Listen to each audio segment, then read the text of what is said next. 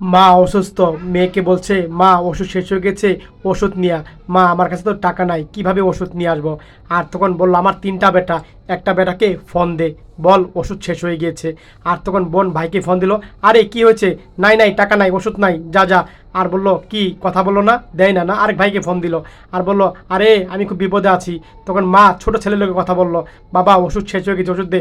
আরে মা আমার গাড়ি নষ্ট, গাড়ি চালাতে পারছি না, ওষুধ নাই। ফোনটা কেটে দিল। মা বললো কিরে কথা শেষ না লিখে দিল, মা ওষুধ তোমাকে কেউ এনে দিবে না। আর দোকানে গিয়ে বোনটি তার চেন বিক্রি করলো, 10,000 টাকা দিল। ঠিক আছে, এক পর্যায়ে টাকা নিয়ে ওষুধ কিনে এলো। মা তোমার জন্য টাকা আর ওষুধ নিয়ে আসি। আর তখন বললো তুই টাকা আর ওষুধ কোথায় থেকে পেলি, বল আমাকে। আর তখন মেয়েটা বললো মা বিয়ের সময় তুমি একটা চেন দিয়েছিলে না, এই চেনটা বিক্রি করে এনেছি, আমার চেন দরকার নাই, আমার মা দরকার। এভাবে মেয়ে কথা বলছিল। আর মেয়ের কথা শুনে অবাক হয়ে গেল। বলল তিনটা বেটা, একটা বেটা আমাকে খোঁজ খবর নিল না, আই মা আমার বুকে আই, এভাবে কথা বলছে। মেয়েটাকে মা বুকে জড়িয়ে নিল। এক পর্যায়ে ছেলে তিনটা থেকেও মার কোনো খোঁজ খবর নিল না। আর মেয়েটা পাশে থেকে সব খোঁজ খবর রাখল।